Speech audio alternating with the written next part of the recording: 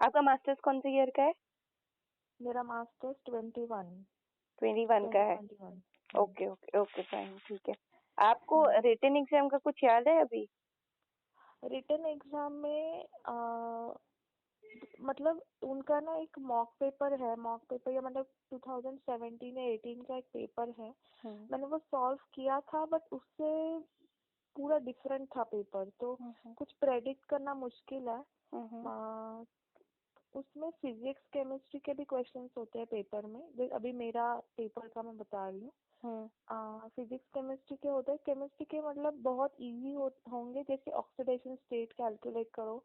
मुझे याद है Fe2O3 का कुछ तो था। ओके ऑक्सीडेशन स्टेट वगैरह मतलब इजी होते हैं, ज्यादा डिफिकल्ट नहीं होते।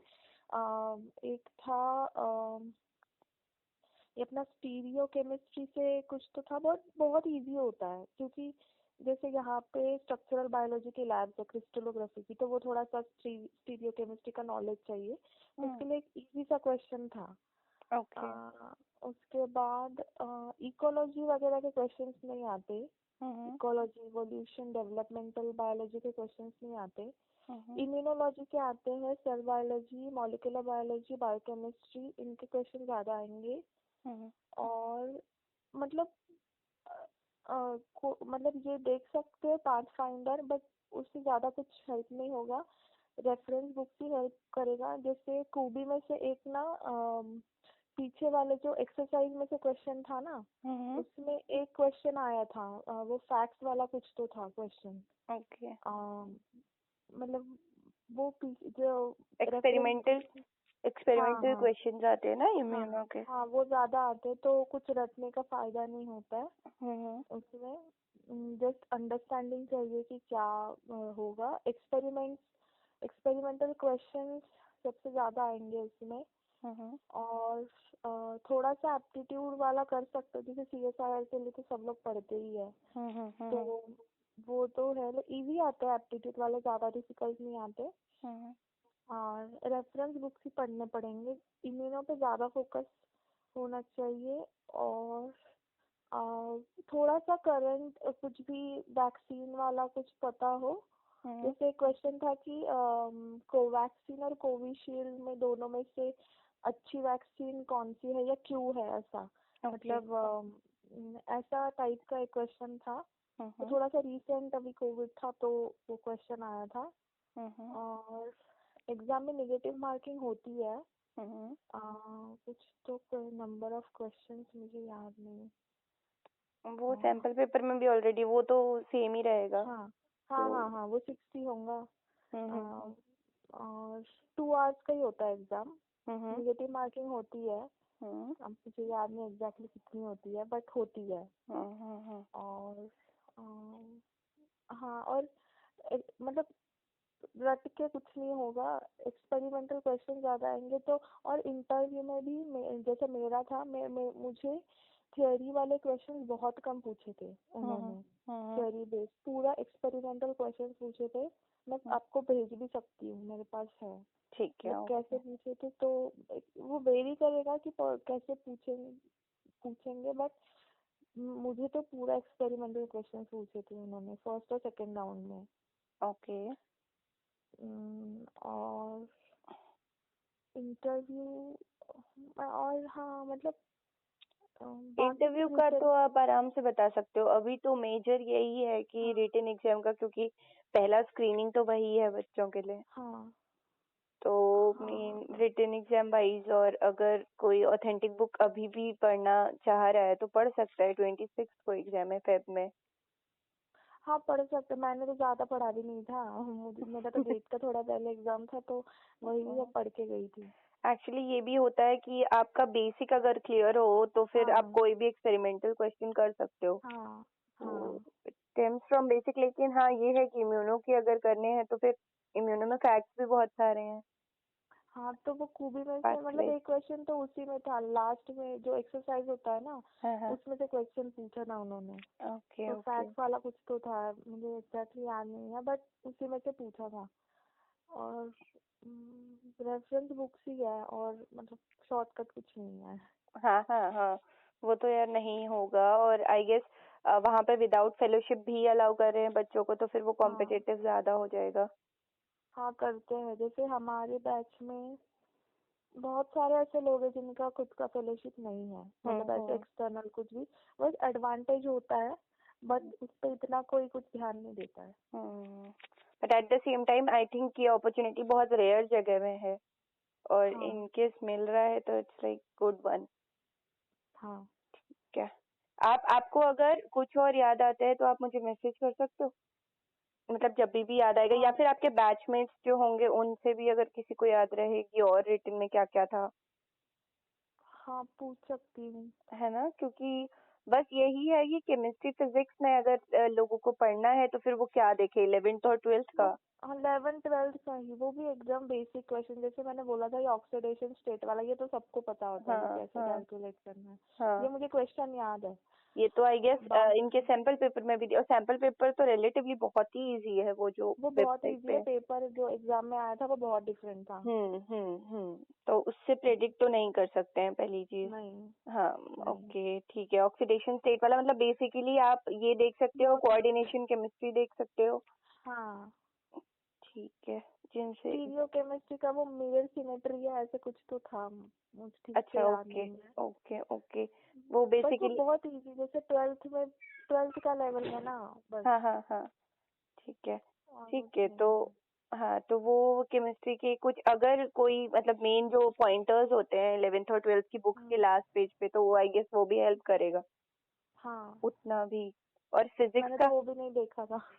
वो एक्चुअली ऐसा ही वही होता है। है, मैंने भी नहीं देखा था। वो क्या होता है कि वो बेसिक्स होते हैं जो आपके 11th और 12th में भी इम्पोर्टेंट हाँ रहे होते हैं, तो हम तभी हाँ उसको इतना अच्छे से पढ़ लेते हैं कि वो स्टिक कर जाता है साथ में।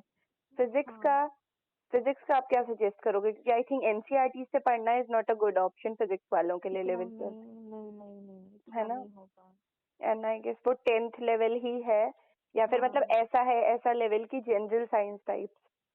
हाँ ठीक है तो। मतलब बहुत इजी आएगा, ज्यादा डिफिकल्ट नहीं आएगा, एंड बहुत इजी आएगा। And at the same time I guess आपको लाइफ साइंस से इतनी एज मिल जाती कि अगर आप फिजिक्स को कुछ हाँ छोड़ भी दो उसमें से, जनरल हाँ एप्टीट्यूड का कर लो तो भी एडवांटेजेस है। और जरूरी भी नहीं है कि सारे क्वेश्चंस अटेम्प्ट करने, निगेटिव मार्किंग होती है, मैंने तो शायद 50 अटेम्प्ट किए थे। ओके ओके, हाँ वो भी एक है हाँ कि आप कितना स्मार्टली पेपर को जज कर पा रहे हो जो आ हाँ रहा है। और हाँ मतलब ये मैटर करता है कि हम लोग रिटर्न में कितना स्कोर करते हैं। हम्म जैसे गाइड जब लैब अलॉटमेंट होता है, हम्म तब रिटर्न के मार्क्स और इंटरव्यू के मार्क्स के बेसिस पे एक मेरिट लिस्ट प्रिपेयर करते हैं ये लोग, और हम्म। उस पे भी लैब अलॉटमेंट डिपेंड करता है। ओके। तो मतलब जितना अच्छा स्कोर कर सके उतना, क्योंकि जस्ट क्वालिफाई किया है, वो इंटरव्यू में निकल गया लेकिन वो मेरिट में नीचे होगा तो फिर लैब अच्छा नहीं मिलेगा, हो सकता है। तो वो एक मतलब डिपेंड करता है कि उस टाइम प्रोसीजर क्या है, लेकिन हमारे टाइम पे उन्होंने मेरिट लिस्ट भी कंसिडर किया था, हमारा प्रेफरेंस और पीआई का प्रेफरेंस। ओके। तो वो भी एक मतलब वन ऑफ द फैक्टर है। हाँ ओके। ठीक है, तो रिटन टेस्ट मतलब बाहर से पता जो चल रहा है दैट इज कि वो इम्पोर्टेंट है हाँ उस लेवल मतलब पे, ऐसे मतलब। नहीं है कि बस एनआईआई में जाने के लिए, मतलब एक आगे भी उसका है कि लैब अलॉटमेंट के लिए होता है। ओके ओके ओके ठीक है, थैंक यू। इतना तो आई गेस इतनी इन्फॉर्मेशन तो है ही, ये इनफ ही है। अगर आप रिटन के लिए फिर फोकस्ड हो तो कुछ चीजें लाइफ साइंसेज ही पढ़ना है। हाँ और एक्सपेरिमेंटल क्वेश्चन ज्यादा आएंगे पेपर में, हाँ, और तो मेरा अंडरस्टैंडिंग एक्सपेरिमेंटल के लिए आप अपनी तरफ से कुछ ऐसा सजेस्ट कर सकते हो कि लाइक वो वाली चीज बिल्ड कैसे कर सकता है बच्चा, जैसे लैब में काम किया, इनकेस आपने लैब में पहले काम किया है तो वो हाँ इजी हो जाता है, बट ऐसा बच्चा जिसने लैब में काम नहीं किया या वैसा टेम्परामेंट अभी नहीं है उसका। मैंने मॉलिक्यूलर बायोलॉजी के लिए ईडीएक्स पे ना एमआईटी के 3 कोर्सेज थे। हम्म तो वो मतलब मुझे टाइम था तो मैंने ना वो कोर्सेज ज्वाइन करके जितना फ्री अवेलेबल था कंटेंट, हम्म वो देखा था और पढ़ा था बहुत अच्छे से, तो उससे ना एक थिंकिंग डेवलप हुआ था। हम्म। मतलब क्या टेक्निक्स हो सकते हैं या कुछ भी, ये फ्री लेक्चर्स अवेलेबल है? मतलब उसके ना हाँ फ्री कुछ कंटेंट फ्री है, लेक्चर्स तो सारे देख सकते हैं, कुछ असाइनमेंट्स नहीं कर सकते, बट वो हो जाता है, वो कोई प्रॉब्लम नहीं है। एक लेक्चर्स में ना वो लोग टेक्निक्स भी सिखाते हैं, जैसे राइबोस सीख कैसे करना है या कुछ भी, वो ना टेक्निक्स बताते हैं उसमें। तो वो एक मैंने मॉलिक्यूलर बायोलॉजी के लिए किया था। बाकी एक्चुअली ना मैंने पाथ फाइंडर से पढ़ा नहीं था, मैंने रेफरेंस बुक से पढ़ा था। तो उसमें ना टेक्निक से ही, मतलब एक्सपेरिमेंट से ही वो पढ़ाता है ना, जैसे वो अल्बर्ट में एक्चुअली या कपल्ड होता है। प्रोडक्ट में। तो मुझे कुछ अलग सा करना नहीं पड़ा उसके लिए। मैं वो कोर्सेज बता दूंगी। मतलब अगर किसी, अभी टाइम तो कम है, but they can just go through them, और अगर टाइम हो तो ठीक है। उससे एक्चुअली उसमें से ना क्वेश्चन मुझे पूछा था, वो कहीं भी बुक में नहीं है। उसमें था कि mRNA का हाफ लाइफ कैसे देखेंगे, ये क्वेश्चन कहीं भी नहीं है। मतलब कहीं भी पढ़ा नहीं है हमने रेफरेंस बुक्स में भी। तो वो लेक्चर में था, तो वो पढ़ा था, इसलिए मैं बोल पाई वहाँ पे। ओके ओके ओके, तो वो हेल्पफुल हुआ आपको?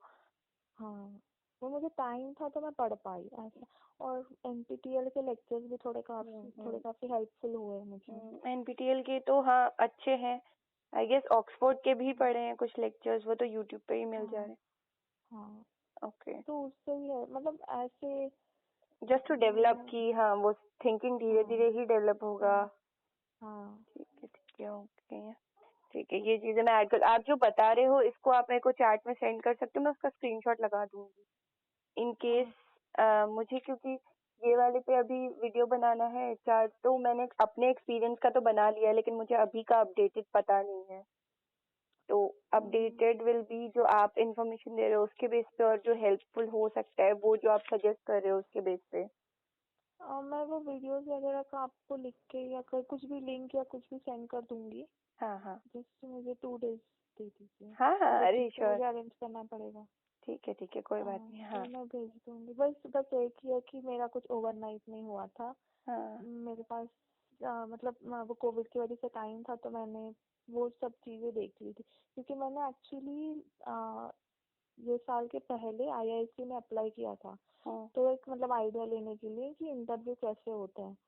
तो उन्होंने वहाँ पे सारे एक्सपेरिमेंटल क्वेश्चन ही पूछे थे, तो तब एक आइडिया हुआ था। उसके बाद मैंने इन चीजों पे फोकस करना स्टार्ट किया था। मतलब कि इंटरव्यू में क्या पूछेंगे, उसके बाद तो रिटर्न तो निकल ही जाता है। थ्योरी तो नॉलेज सबको ही होती है। नाइस। मतलब रेफरेंस बुक्स ही पढ़ो बस, बाकी कुछ नहीं है। हाँ वो आपका दिमाग, आपको थिंकिंग ओपन कर देगा। हाँ, ठीक और है। जो पीछे के एक्सरसाइज के क्वेश्चंस होते हैं ना, वो थोड़े मतलब देख भी लिया ना, जैसे स्टैंडर्ड बुक्स में, जैसे वो मॉलिक्यूलर बायोलॉजी के लिए वीवर है ना, रॉबर्ट वीवर। इतना पढ़ना तो मुश्किल है, बट एक शायद यूनिवर्सिटी ऑफ मिशिगन के कुछ मतलब उन्होंने ना कुछ एक्सपेरिमेंट जो बुक में है ना, वो ऐसे शॉर्ट वीडियोस में एक्सप्लेन किए। तो वो एक मतलब एक्सपेरिमेंट ही किए उन्होंने। तो वो एक मतलब वो भी एक बार, मतलब अगर पढ़ के ना समझ में आए, मतलब ज्यादा नहीं है, बहुत कम है, वो छोटे छोटे हैं, तो वो भी देख सकते हैं। उससे एक मतलब क्या बोलते हैं कि रास्ता मिल जाता है कि कैसे सोचना है कोई भी प्रॉब्लम के लिए। वो एक मतलब एक हो जाता है आइडिया दिमाग।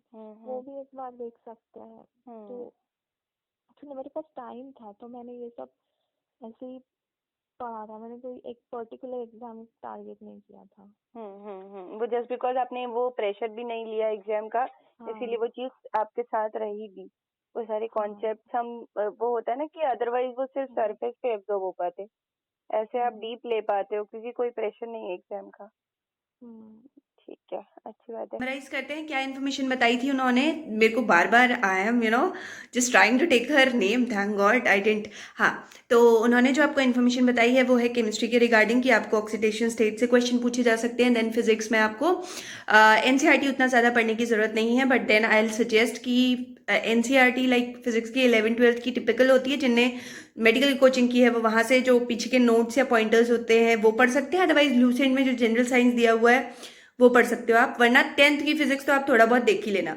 और बाकी इम्यूनो के लिए QB बताया है, ऑथेंटिक बुक्स पे बहुत ज़्यादा फोकस किया है। उनके केस में उन्होंने ऑनलाइन स्टडी बहुत की है, MIT के लेक्चर्स पढ़े हैं, और MIT, ऑक्सफोर्ड, हार्वर्ड, नेपटेल, जो भी आप देखते हो, दैट इंक्रीजेज योर ओन वो आपकी ही पर्सनैलिटी को इन्हांस करती है. So thank you everybody. I hope कि उन्होंने जो बताया वो आप नोट